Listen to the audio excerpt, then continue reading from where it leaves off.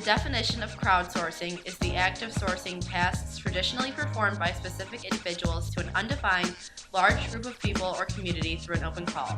The term crowdsourcing is a combination of the words crowd and outsourcing, first coined by Jeff Howe's 2006 Wired magazine article, The Rise of Crowdsourcing. Howe explains that because technological advances have allowed for cheap consumer electronics, the gap between professionals and amateurs has been diminished. Companies are then able to take advantage of the talent of the public, and Howe states that it's not outsourcing, it's crowdsourcing. Mary D. Ojala states that crowdsourcing is a little like yelling a question at a very large crowd of people. If the crowd is big enough, chances are someone in there is going to have the answer, as long as you're prepared to sit through a lot of junk responses in order to find it. The first instance of crowdsourcing took place in 1714 and resulted in the invention of the marine pocket clock. The British government was stuck and needed a solution to what they called the longitude problem, which made sailing difficult and perilous, killing thousands of seamen every year. Seeking innovation, the British government offered $4.7 million to the individual with the best idea. This is possibly the first ever example of crowdsourcing. In 1936, Toyota held a logo contest and received 27,000 entries, resulting in the symbol that represents the foreign cars today. In 1955, the premiere of NSW in Australia resulted from Joseph Cahill's contest, offering €5,000 to the person that designs the best building for part of Sydney's harbour. The contest received 233 entries from 32 countries around the world. The winning design is one of the most innovative landmarks in Australia today. These are some of the earliest and most popular examples of crowdsourcing.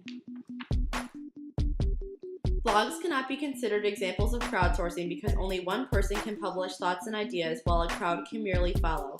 Forums, however, allow multiple people to contribute to a conversation and can therefore be an example of crowdsourcing.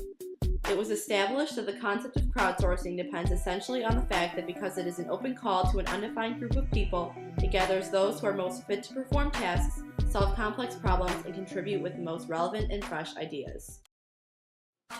Crowdsourcing is so popularly used because this powerful tool allows for companies to take advantage of cheap labor and for people to take advantage of free knowledge.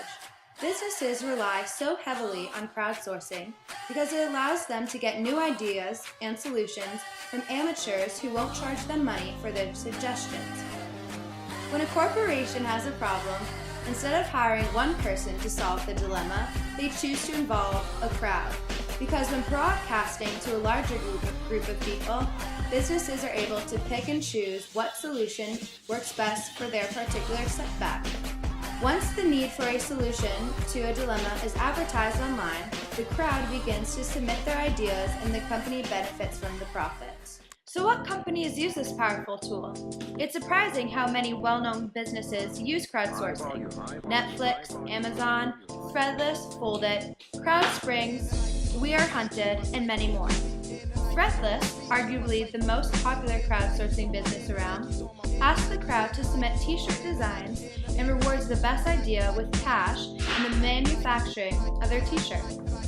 On the Foldit site, users can go online and play a protein folding game, which is then reviewed by scientists who are working to discover new ways to fight and cure diseases. CrowdSprings is a place where companies and businesses can post wanted copyright assignments or logo design ads. From here, the crowd can submit their proposal, which is then reviewed by the company for selection. The average project only costs the company about $200, and from that, they get about 68 submissions.